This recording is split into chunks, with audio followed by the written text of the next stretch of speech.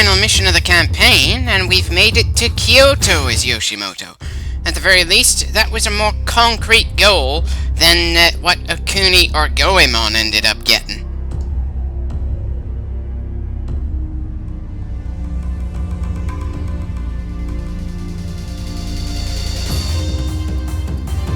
Well, at least there's no way Nobunaga is gonna avoid getting killed here. Again, not sure why he has to die at Hanochi Temple if he lost the Battle of Okehazama when he was supposed to be starting his conquest there, but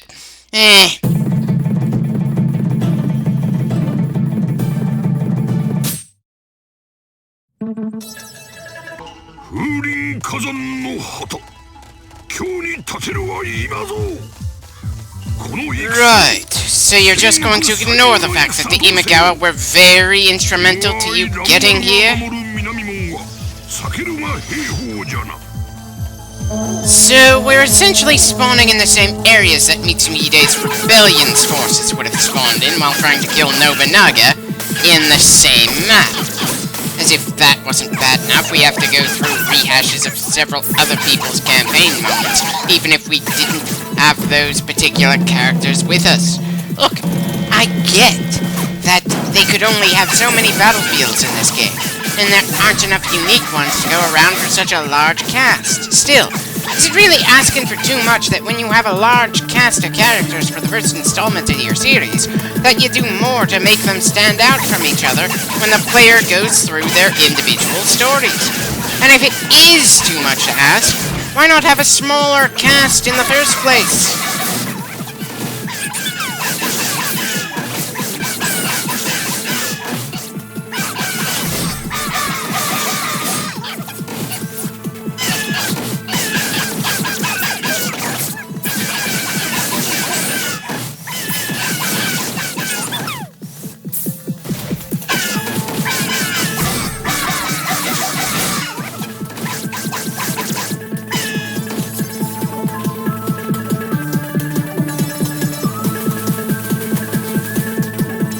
Right. Of course we can't get into the main room from this direction.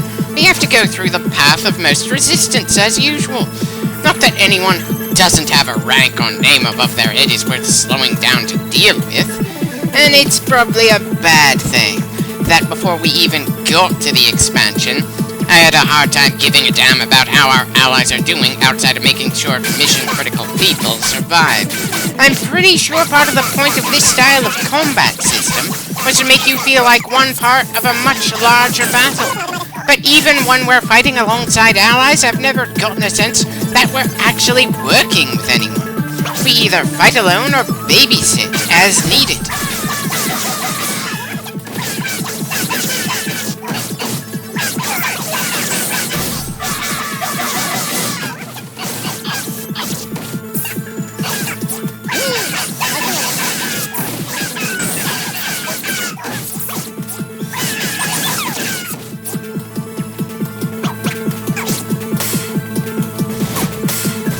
Am I supposed to be intimidated by those doors closing?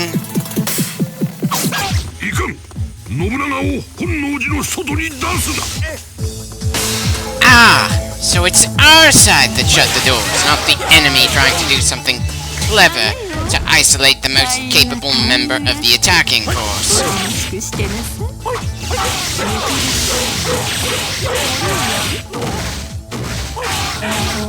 I'm afraid we're not gonna need a plan, milady.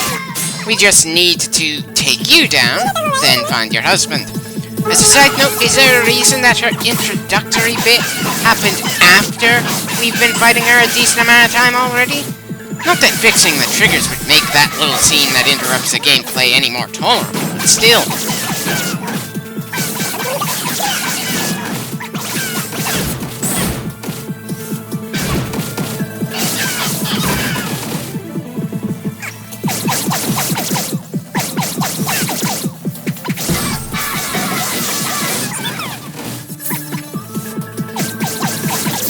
And once again, we've beaten down Nobunaga's wife.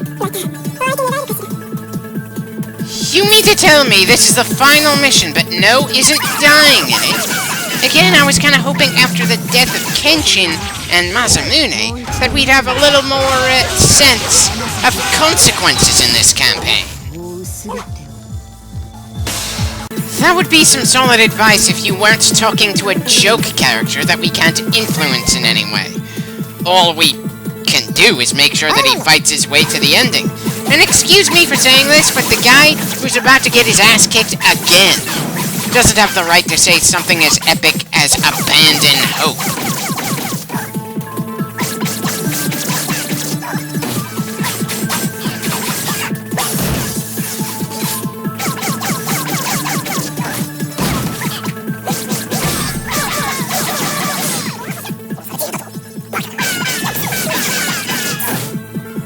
What? No cutscene to show if Nobunaga died or walked away?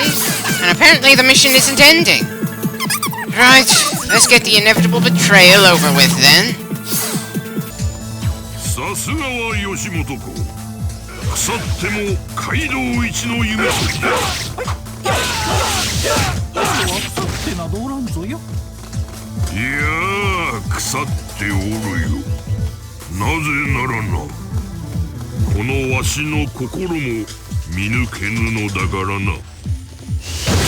Well, I'm thinking you're an idiot since you decided to betray a man after he ran through over 200 people on his own, while none of your troops even managed half that many kills. This isn't opportunism, it's conflict for the sake of it. And then there's the absolutely baffling way that Shingen essentially says, when you trust other people, you're just making everything worse. I'm sorry, but I was under the impression that the age of warring states kept going on because of so many people selfishly trying to gain power for their own individual plan. But you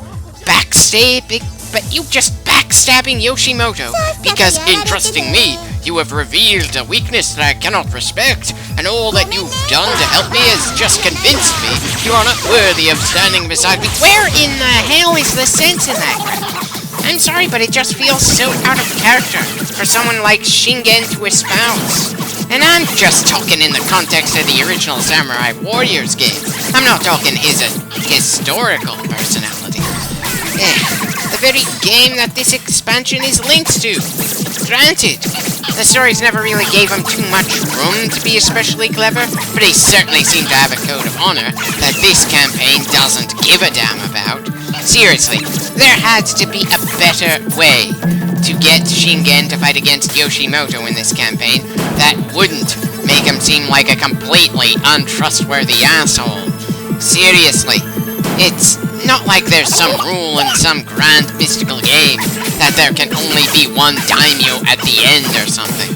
It's about being the one to gain dominance over the entire country. And it feels dumber for someone to pick a fight with someone they don't have to than to trust someone who happens to be ambitious. But then what do I know? I'm just a player who's seen a lot of battles and wars over the years, and I keep going from one to the next to the next.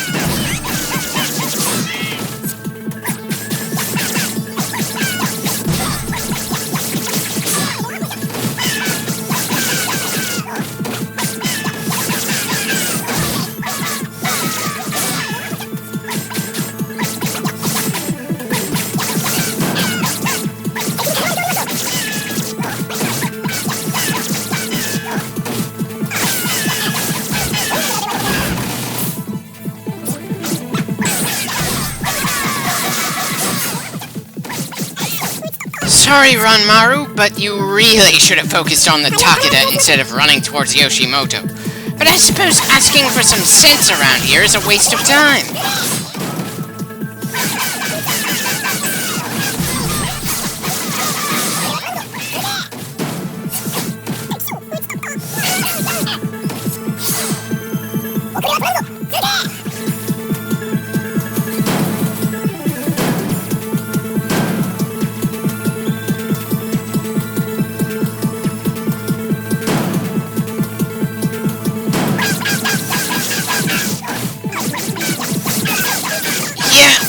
We're essentially fighting this entire army alone, and I can't find it in me to be all that concerned about it.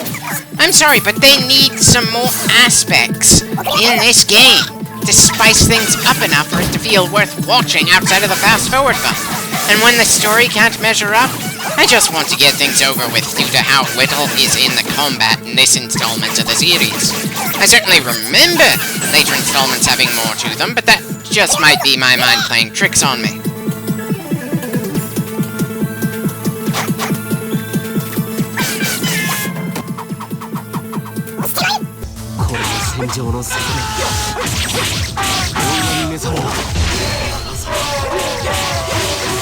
I don't know what feels more ridiculous here. The idea that Shingen dictates destiny, or the idea that Yoshimoto, in this alternate universe, is even touched by destiny.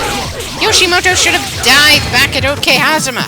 The fact that he didn't should have let this campaign go off the rails, but unfortunately the game designers didn't want to actually take anything off the rails. They did things too safely with a lot of their joke campaigns, which made said campaigns feel like some of the weakest in the frickin' game. But sometimes, you just gotta take some risks.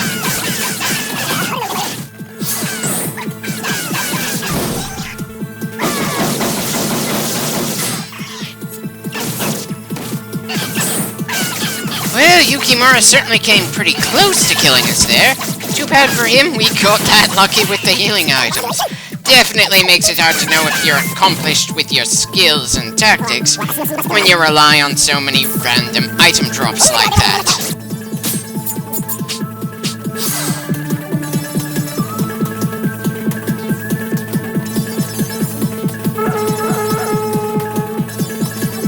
Yeah, kinda figured that was our next objective considering how few people are left right now. Still, may as well take out his other officer as well.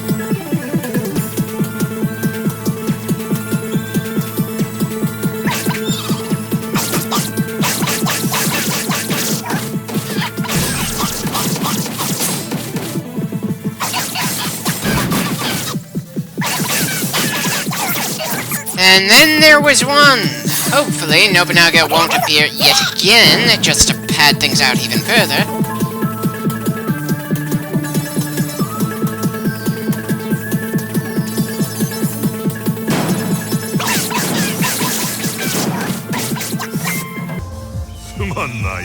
Well, at least this isn't the generic introduction bit. Not that they do anything in that scene other than just reiterate what's already been mentioned a few times in this mission, that Shingen is backstabbing us for the sake of giving us someone fresh to fight at the end of the campaign, but I'll take what I can get.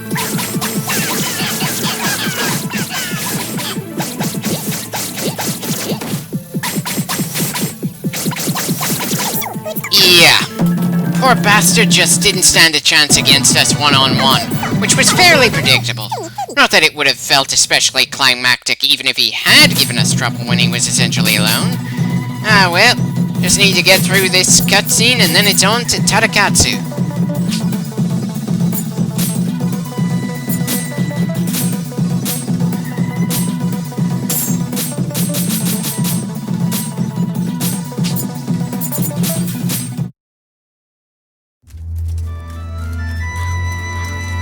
You know, it's certainly hard not to gawk at that little palace being carried around the remains of what looks like a very brutal battle. You'll excuse me for being annoyed that Nobunaga is among those forced to watch Yoshimoto play Kamari, while Kenshin is mercifully dead and spared this indignity. Hell, I thought Yoshimoto's point was that he wanted to find people to play with, that he didn't actually give a damn about the conflict as a whole. But no, he just wanted a literally captive audience as he kicked the ball around and will inevitably miss one of his kicks at some point.